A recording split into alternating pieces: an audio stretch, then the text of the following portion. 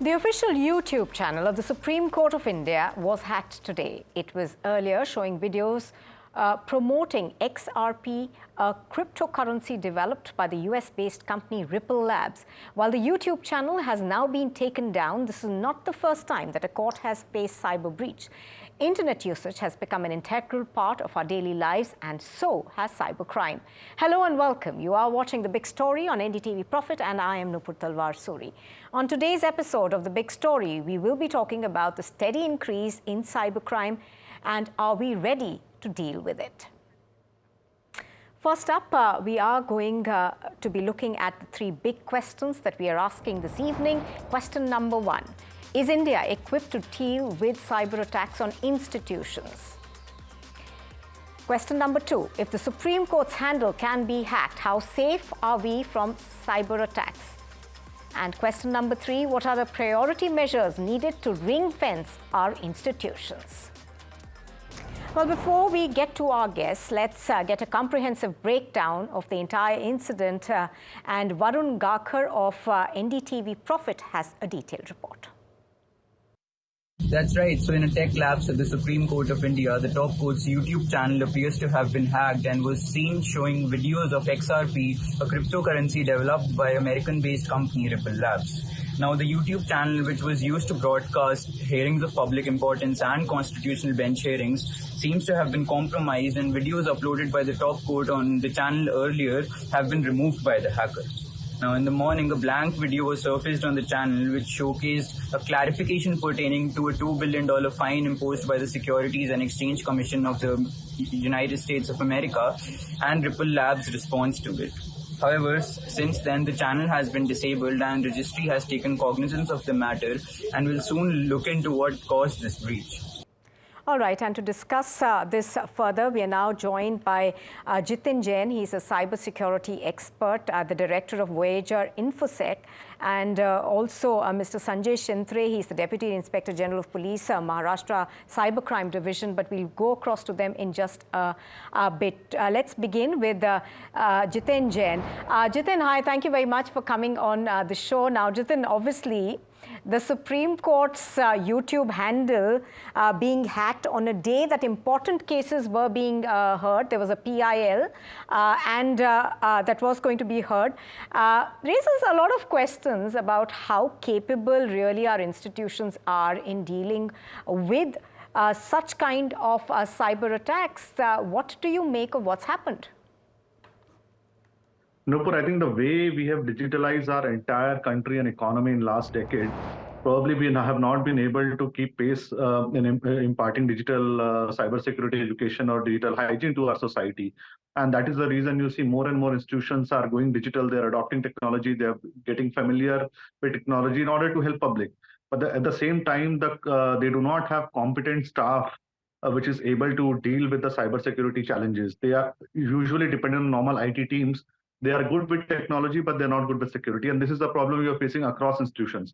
And there is a humongous lack of skilled cyber manpower in India. And this is one of the reasons why we keep seeing a lot of hacks, attacks happening across our institutions.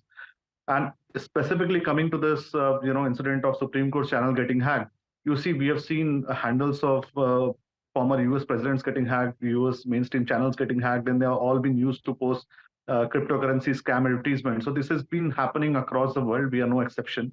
And this is basically used to, hack a trusted handle and then take advantage of the viewership of that handle and then post this scammy ad so that people trust them and click on them. And a lot of people fall prey to these scams.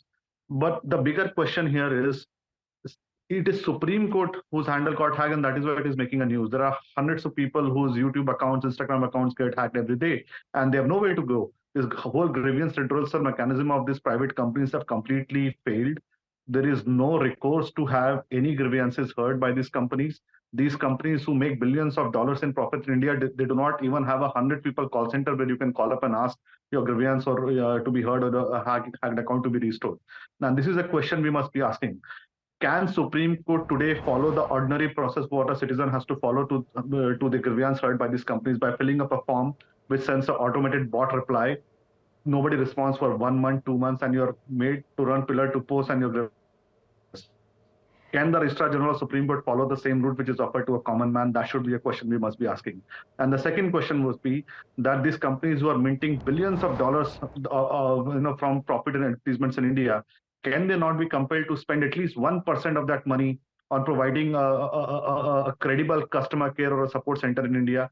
Even a small washing machine or a microwave you buy from a store, even they provide a normal call center to call up help and seek support. These companies are completely stuck with any responsibility. They're not accountable. They give a damn about the ordinary people. If it is big people or some government institutions, they might restore their account within few hours. But if it is about a common man or an influencers, it might take months and months, and even after that, it may not be restored. And you're absolutely right when you say, there is really nowhere that you can go when you have a grievance like this. But the other side of it is just look at the reputational damage this causes. Now, the Supreme Court is one of the pillars of our democracy, and that its handle being hacked, and people actually log into this YouTube channel to listen to the court, how matters in the court are being talked about, and especially constitution benches. Their hearings are actually live streamed. Of course, you will see lakhs of people watch these channels in real time to see the live stream of their court hearings and the matters of public importance. And this is what these hackers are trying to take advantage of. They are trying to, probably hack these handles and post these scammy ads during a time when a lot of people will be logging in and watching them. And they might, even if they get 0.02% of people to click on those ads and get scammed, their job is done. But the bigger question is that, was two-factor authentication or other security mechanisms implemented on those accounts? How were hackers able to obtain those OTPs? How were they able to bypass? Was there a scam where they tricked a Supreme Court employee to reveal the OTP, or was it a sabotage or insider job? It's more important to know how it happened than to know what has happened. Right, absolutely. We're just going to come back to you, Jitin, on how this could have happened and what kind of methods could have been used. But first, I'm going to bring in Mr. Sanjay Shintre. He's the Deputy Inspector General of Police of the Maharashtra Cybercrime Division. Mr. Shintre, good evening. Thank you very much for speaking to us on NDTV Profit. Now, Mr. Shintre, the Supreme Court's YouTube channel being hacked today has raised a lot of questions about how capable our institutions are in dealing with cyber attacks. This obviously is also causing a lot of reputational damage. How do you see this? It is not a question of hacking. Who has created, who has used the credential while opening this YouTube channel, that person has submitted, or while opening this channel, they must submitted the email IDs. Two email IDs they have submitted there. And I think the common man who is the running that video YouTube channel, if his email ID has been hacked, then automatically the access of that YouTube channel or credentials goes to the hacker. It is a simple technique.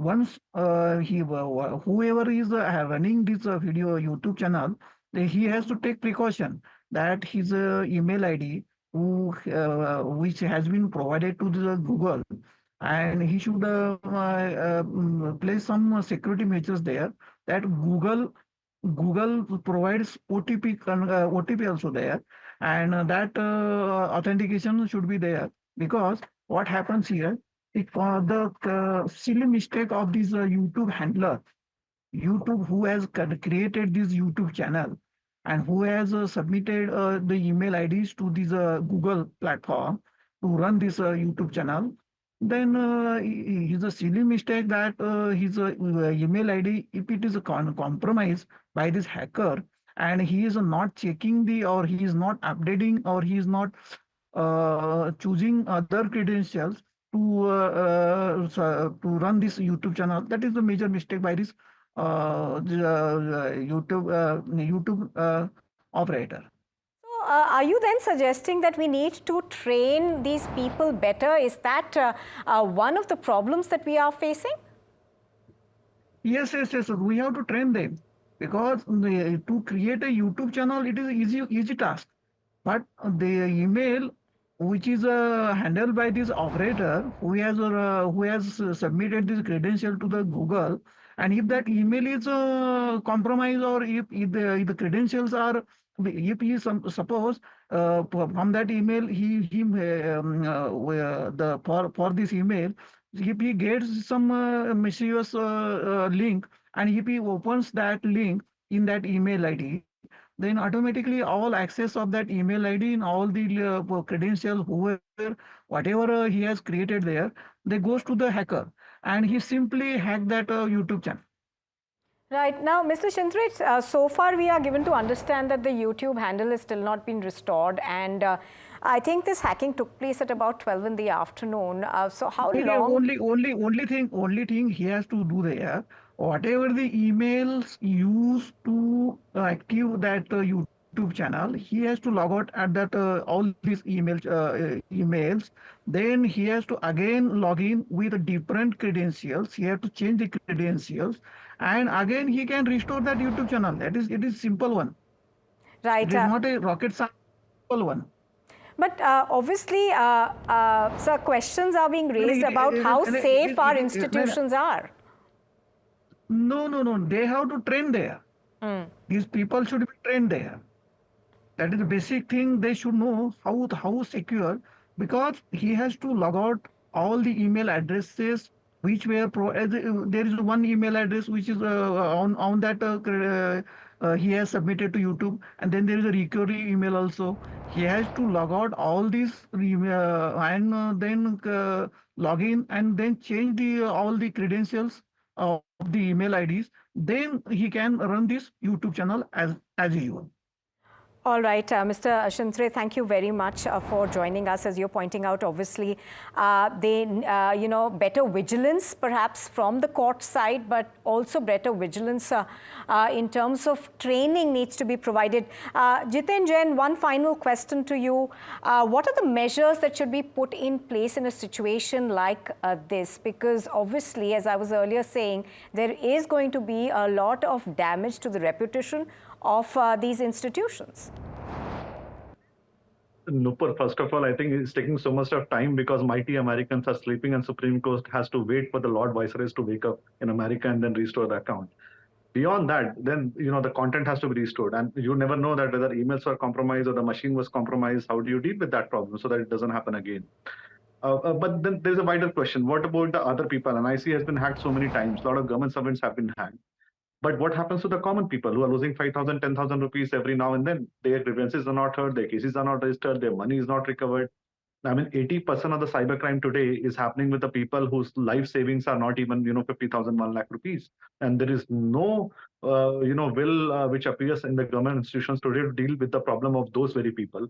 So I think while we talk these big things about Supreme Court, I think now court has to wake up and take cognizance of the fact that what has happened to them today has been happening, in thousands of numbers to common people every day, and they are left without any recourse or any grievance redressal mechanism.